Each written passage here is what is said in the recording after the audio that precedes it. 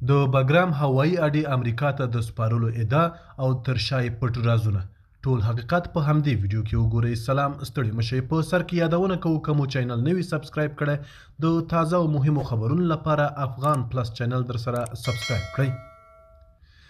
د امریکایي پوهنتون استاد نجیب الله آزاد وایي د امریکا او طالبانو د هوکړې پر اساس بګرام هوایي اډه امریکا ته وسپارل شوه او پکې د ځای پر ځای کېدو لپاره د امریکایي اووم ګروپ ځانګړي ځواکونه له ایګلن هوایي اډې څخه روان شوي چې دا مهال ورته پر لاره دي.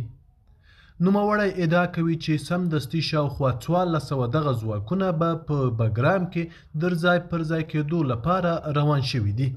د جوړجاړي له لارې به دغه امریکایي ځواکونه بګرام اډه کې ځای پر ځای شي. نوموړی وایي امریکا د ایران اسرائیلو احتمالي جګړې پیلېدو او په سیمه کې د خپل استخباراتي نظامي حضور لپاره عاجل بګرام هوایي اډې ته اړتیا لري. بلخوا امریکایي چارواکي وایي تر اوسه د بګرام په اړه مذاکرات نه دي نهایي شوي.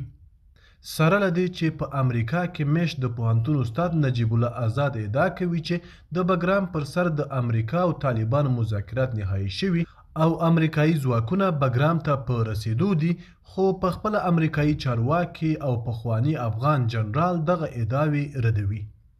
مذاکرات روان دي، اوس لپاره د بګرام نیولو اوازې صحیح نه دي. دغه اوازې ښایي د فشار لپاره وي. طالبانو هم دغه راپورونه رد کړي او خبرداری ورکړی چې که امریکای د زور له لارې د نیولو هڅه وکړي نو په مقابل کې یو ځل بیا ځانمرګو بریدونو ته چمتووالی لري. بلخوا سرچینې وایي طالبانو د بګرام هوایي اډې شاوخوا اوسیدونکو ته د تخلیې امر کړی.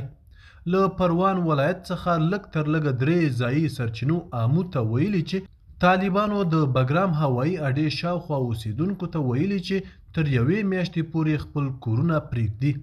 د سرچینو په وینا طالبانو د دې پریکړې دلیل د امریکا احتمالي برید او د خلکو د کورونو د زیانمنېدو خطر یاد کړی دی.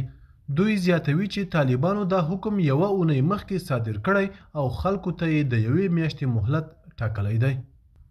د نن ورځې خبر تر همدې ځایه و. د نورو تازه او مهمو خبرونو لپاره افغان پلس چینل در سره سبسکرایب کړئ او خپل نظریات مو را سره په کومنټ کې شریک کړئ.